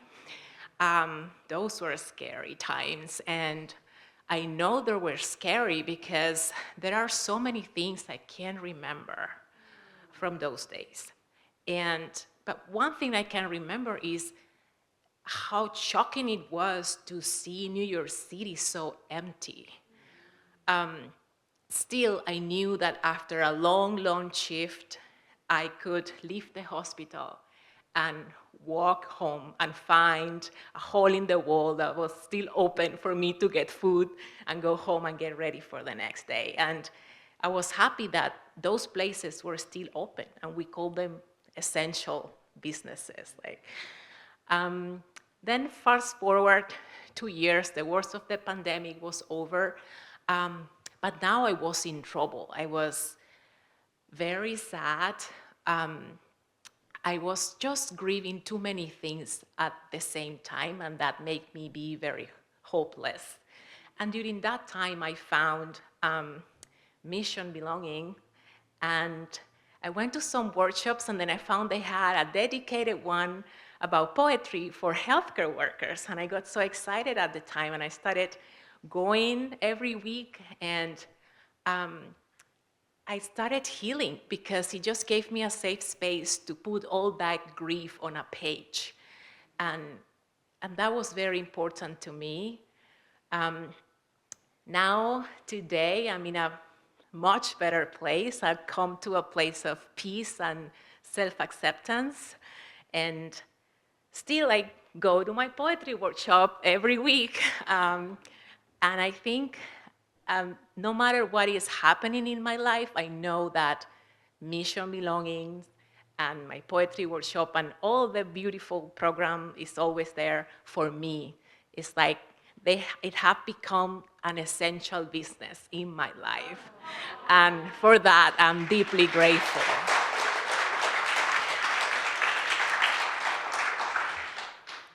I'm gonna read 2 poems that were born in two of the workshops, and these poems mark the moment when I start turning that corner and feeling better. The first one is called The Return. I watch the sunset almost every day now, a reminder of my smallness and living. I learned to trust new routines and second chances. I'd like to be more grateful. Reminders of my smallness are abundant now that I pay attention, and I'm feeling more grateful. I touch the trees in my neighborhood, abundant now that I pay attention. I see the little lizards hiding in the bushes. I touch all the trees in my neighborhood and tell them how much I've missed them. To the little lizards hiding in the bushes, I offer my shadow under the midday sun and tell them how much I've missed them when I stand to watch the little spider weaving. My shadow moves under the midday sun. I count the spoonbills nesting near the pond, and I watch a cocoon the little spider is weaving while the edge of water blushes with rose plumes. I count the spoonbills nesting near the pond. I trust their new routines and second chances. The edge of water blushes with rose plumes when I watch the sunset almost every day now.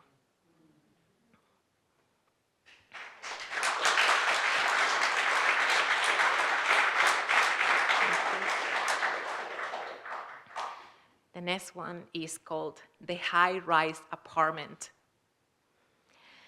I've seen vultures flying by my window lately almost every day, not without wondering what they are after. What are these dead things they've been feeding on in the urban heart of the region? Vultures and dead things equally unnoticed by speed-walking humans carrying on with a busy day. Perhaps a rabbit has died somewhere on the 3-line street. I hope his life was a good one. The vultures seem grateful. The cycle of life and death keeps happening while the traffic lights change and the cars move.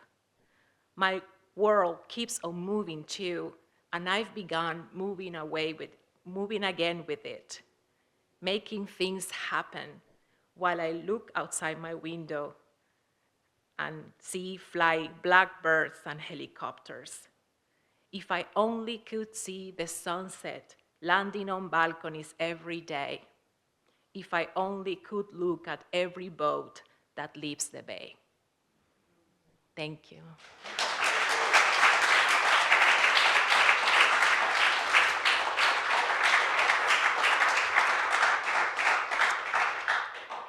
Thank you. I want to invite the next reader, Belena Marquez.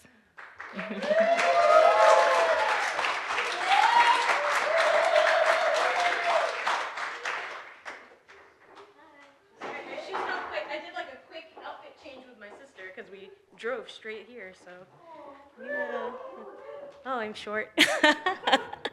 Hi, everybody. I just wanted to say your poems were beautiful. I loved the gratefulness that you looked at the world with, and that sort of gentle gaze that you can feel yourself looking at the things that are around you and noticing and appreciating them, but then also internalizing those things and carrying those small pieces with you. So thank you for sharing those pieces with us so we can carry them also. I think that's part of what makes mission belonging so important, because inside each of us there's a door, right? And no matter what happens in our life, whether it is combat, whether it is medical, whether it is your work or something that locks you inside of yourself, you're no longer able to reach out. You're no longer able to open that door and share what is in your internal world with others. And it's hard to find those words, but when you have art, when you have things that you can create to help you find your way back to your words, that helps you open that door and share yourself with others, and that helps you connect again. It helps you find your humanity again. So thank you for sharing your humanity with us, and I'm gonna share some of mine with you guys. This first poem I'm gonna read, I'm gonna cheat and do two. The second one is for me, but I wanted to share it because I want you guys to have it. Because I'm going through it and I needed that boost from writing that we did in the past to carry me through the rest of the time. But this first poem was actually born during a writing workshop leading up to Mission Belonging. And sometimes you forget that you have words inside of yourself and they just come pouring out and they become this created thing that can be shared. So I hope you guys like it.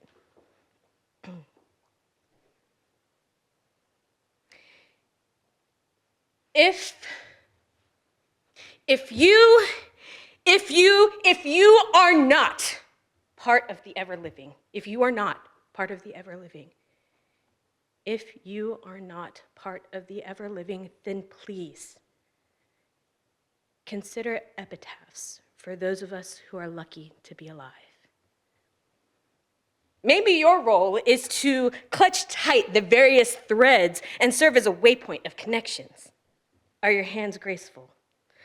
Are they honed for gently and furiously striking and strumming note and chord from wires? Or is the skin of your hands rough and only good for rope burns and healing over rougher still? That's still good. We still want those hands too. Consider this. If you will not open your palms, are you still human when you have nothing but claws made for tatting away at delicate things? What will you become?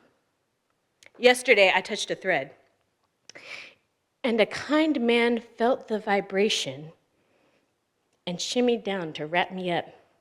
It was the most delicate thing, and I knew some part of me needed to be frail to hold on to it.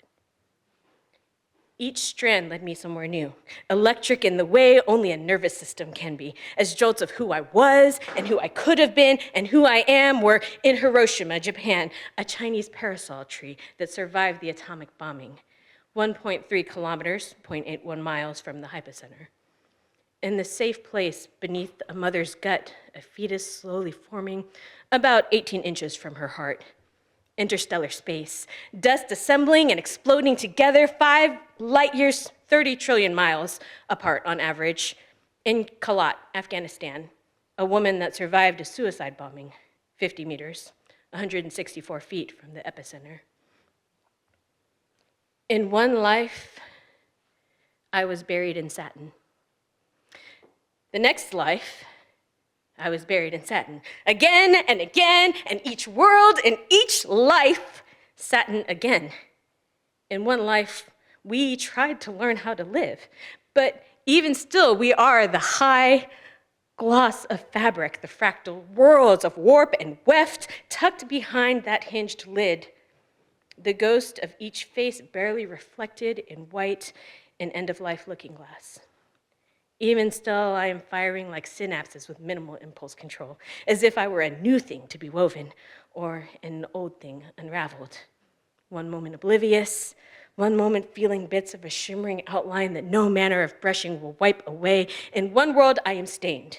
In the next, she's anointed. Parallel, he's branded, and reversed, they are clean. Yesterday, they said that nothing would grow for over 70 years. Even still, 1 year later, she grew new leaves. Every year, she grows new leaves. And now she has a peace memorial curled around her. What if I am only the echo of her?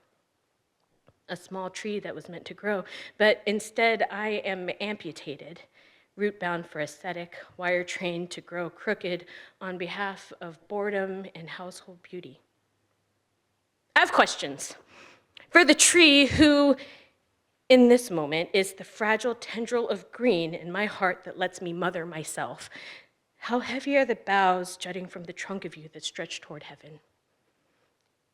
How heavy are those boughs that dance with the wind and cradle small lives?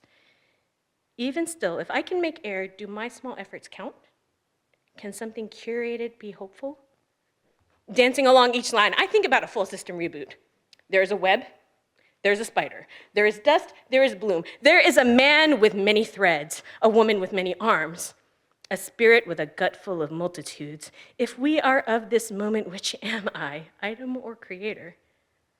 I want to ask the man about being a spectator, about flipping pages, about connecting lines, about learning the iterative versions of himself. How can I see what he sees and know what he knows? I want to ask if he cares about what I see and what I know and what he thinks about this version of me. In one world, we are crowned, one hand tablet, one hand torch. In that world, we are covered in salt and sulfur. Does our forward gaze look like eyes averted?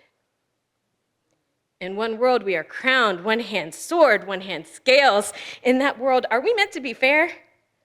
Are our covered eyes lovely? Instead, I want to be the woman who is the tree and the weaver and the hope that reaches for tomorrow, whose limbs become 1,000 arms, 1,000 hands, 1,000 fists holding mercy.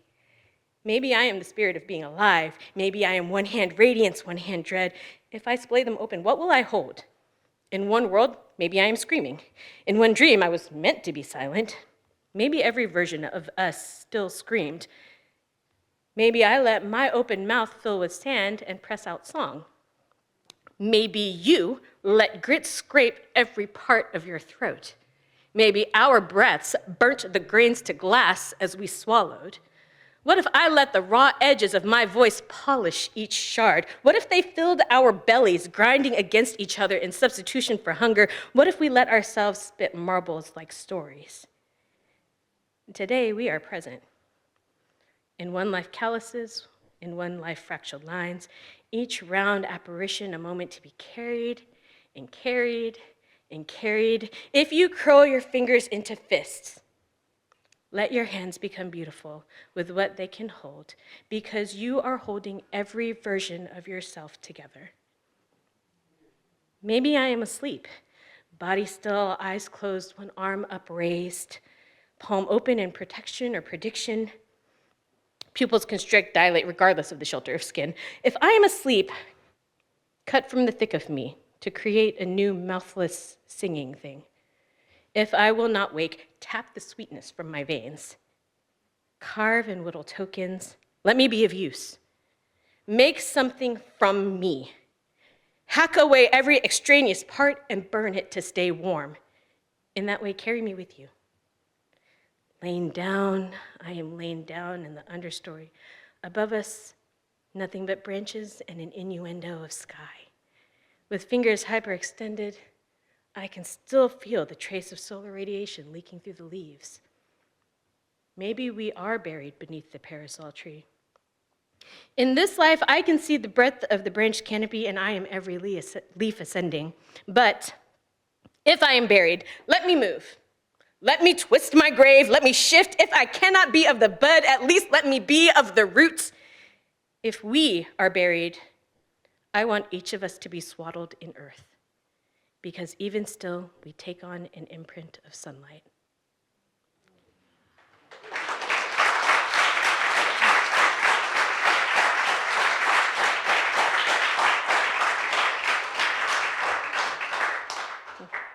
Do I have time for one more? I can keep looking. Okay. I am gold, I am gold, I am gold, I am gold, etched in gold. All the gold lines that form my gold human shape into gold, a person shape, into gold, a personal individual gold shape instead of a model golden dipped girl. All those lines have been scratched into gold me by gold living on this gold garnished earth. I am bleeding gold at the seams. The very gold edges of my gold heart are crusted in gold, because the gold creases in my cold hands mark the many, many gold times I have gold flexed my gold fingers into gold fists, and have gold cupped small gold precious gold things, have gold dug into gilt earth, and gold clawed out food and rocks and dirt, farming, geology, burying gold things. Uneven gold cuticles and gold calluses knocked into my gold palms. My infant skin has been gold grooved and gold cut with gold age and gold time and gold living without enough care and delicacy and maybe too much of the wilderness. Where dry gold skin sloughs itself off, there is gold. Scattered through my gold thoughts and my gold thinking, gold. In the gold-worn lines of my gold face, in gold crow's feet and scowl gold grooves and gold wrinkles and the gold corners of my gold mouth from gold grinning too wide, there is still more gold. Where my gold skin was gold stretched too wide too fast for my gold growing gold bones and gold muscle, and the cottage cheese gold dimples on my gold hips, in the gold meeting gold of my gold thighs, gold, and in the gold, unwomanly gold scars from living too rough, you know that there is still more gold. Even pouring from the gold shape of the gold shadows I cast from the sun, trying to force gold me into being a gilded silhouette, there is still more scattered, shining gold, because I think my gold, brown gold body is filled with treasure. I think my gold woman, gold self is precious. And if in some places broken things are reassembled with their keloids crafted from poured precious metal to be celebrated for having been broken, know that those inanimate things were empty and so had to be filled. I've never been empty, gold. I've ate too much of life for that, gold. So when the vermeil world gouges into gold me, gold, gold, gold, battle gold scars, do not look, do not see, do not concern yourself with my gold, low, rounded shoulders. Do not concern yourself with my gold, wild, half-dead eyes. Do not concern yourself with my gold, shuffled along, heavy, hurting body. Do not worry at my broken places. Instead, consider the unveiling of yet more gold.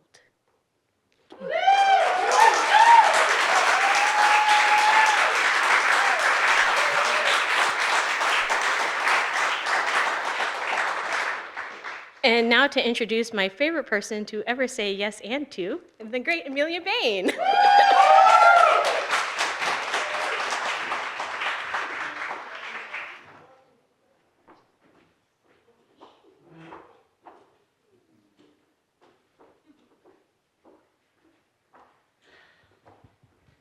Belena, that was so amazing.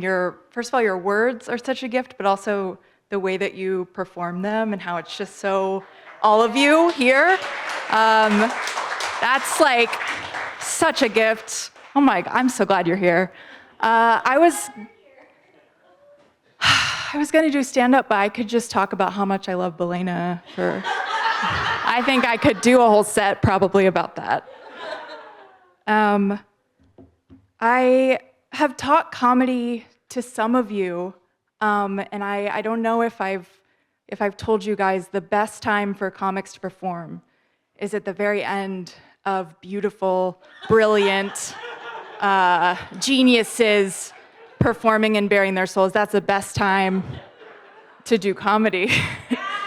So here I am. I want to talk about taking care of yourself, and this is part of taking care of yourself, being in community and writing and making art. I want to talk about a less fun thing, which is going to the doctor. It was a few years ago, I was having some chest pain, and I thought I should go to the doctor. And normally, my mom is here, and so she can fact check this.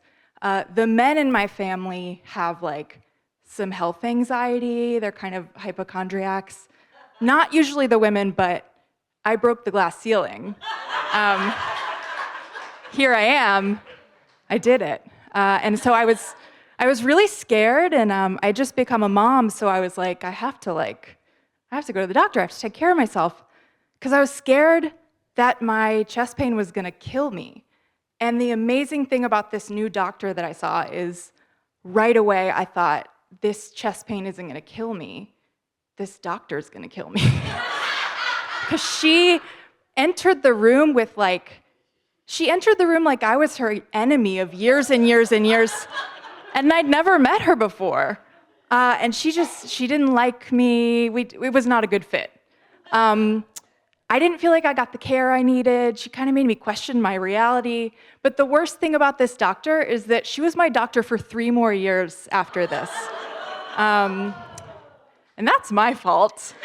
I could have found a new doctor, but it would have been uncomfortable. And so instead, I just made myself uncomfortable for 3 years. And this is something that I do. Like I was talking to a barista at a coffee shop who I also had never met, and she thought we had met before. She was like, oh, I used to wait tables when you used to come into Lady Bird, and I would serve you all the time. And I was like, yeah, I know you, yeah. I felt it would be rude to tell her that I didn't know her. And then I see her a lot now, so like we have become friends. But the start of our friendship was me lying, kind of. But anyway, it's just something I'd rather not be uncomfortable. I'd rather not have confrontation. But I want to tell you guys, I did finally stop seeing that doctor. Thank you. The reason I stopped seeing the doctor, I wish I could say it was because I respect myself enough to demand a doctor respects me. It's actually my insurance changed. And it's not, I wouldn't say I love health insurance, but that's pretty great about it. You know, you can get out of, if you don't like your doctor, you can just, it's over. You can ghost them. I have a new doctor who I really, really like. And the only bad thing about this doctor is she can only see me over video, so telehealth appointments, which is fine most of the time. But I needed to go into the office a few times, like in 1 month I had to go 2 or 3 times. And when I went in, I never saw her. Like a doctor would come in, so you think this is weird. I thought it was weird too. A doctor would pop her head in or his head in and say, hi, I'm Dr. So-and-so, I'm your doctor's colleague. Do you have any questions for me? And I know that they meant medical questions, but I always wanted to just be like, where's my doctor? Is she okay? Is she really a doctor? Is she really a person? And then I went really dark and I thought, did I have a deep fake doctor? Was my doctor AI? And then I thought, she was funny, she was kind, she said everything I wanted to hear. That's kind of like, that's like a problem with ChatGPT, right? Like they tell you. But I thought, okay, would I rather have my doctor that the only thing I think stopping her from slapping me was like, do no harm, or do I want the nice doctor who's probably not a real person? I think I would want a real doctor because I don't like AI. And it's not because it's like bad for the environment. I don't love that. And it's not because I think it's making us stop thinking critically. I don't like it because it's competition for me. And I don't even mean like for jobs. I mean my wife loves ChatGPT. And she was having trouble at work, and had a really big meeting. She was on the subway. I sent her this long, like, paragraph text message of pumping her up about how capable she is and gave her some advice about, like, what she could do. And she said, the ha-ha button, and then said, that's so funny. ChatGPT has just told me, like, almost that exact same thing. And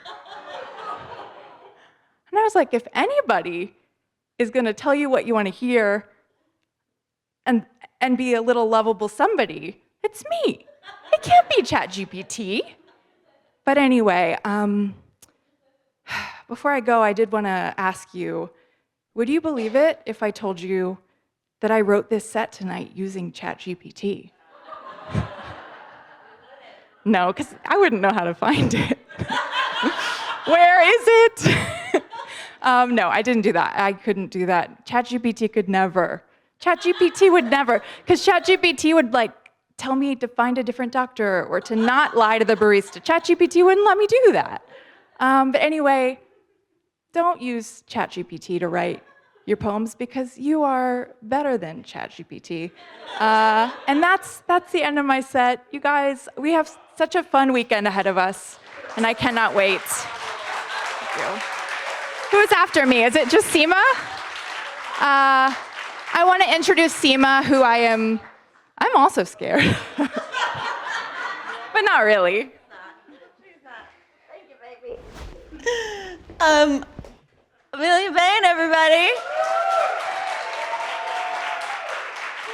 And Amelia Bane's phone, I'm pretty sure. Does not have ChatGPT on it, so it's worthless. Thank you all for being here tonight, for hearing stories. There is such a value to hearing stories that are not your own, for getting to live in a world that's different than yours, than the one that you inhabit. I think it's something that in a lot of parts of my life is kind of disappearing. There's a lot of this echo chamber, the same thing again and again, ChatGPT telling me what I want to hear. Whatever it is that's happening on Instagram right now, all of this stuff that's really makes me feel somehow surrounded by myself and very lonely. And these spaces where we come together, we sit together, and we hear real, true stories of people whose lives have been different than ours, are different than ours, are absolutely essential for us as a species. In this moment, it feels more necessary than ever. So thank you for being here, for being a part of this, for sitting in this circle, but also for leaving this circle open enough for somebody who doesn't think exactly like you do or like I do to feel safe to sit in it. I hope this weekend we see lots of people who are different than us, each of us, and that we treat every single person we meet with the kind of curiosity and openness that we would want to be treated with. If you've been here long enough, tonight, you know about how this work saves lives. What you probably also know, but maybe not all of you know, is that, like many nonprofit organizations, we have experienced a turbulent year. We lost some federal funding. And while we've had so many of our generous supporters step up already to help out, we do still have a funding gap to close before the end of the year. This is my least favorite thing to do, is to say this. But there are many ways that you can help us keep Mission Belonging strong and resilient. Monica said, this essential business. And if you're interested in knowing more about that or helping us think of new ways to keep the work going, our Director of Development, Ben Weakley, is here to help you out with that. And thank you for being here. Thanks for being a part of this. I hope we'll see you tomorrow and we'll laugh. The way that laughter is a part of the equation is something really spectacular. So stay out of trouble and don't get caught. Stay out of trouble or don't get caught. And we will see you tomorrow, I hope. Thank you very much. Thank you for this night.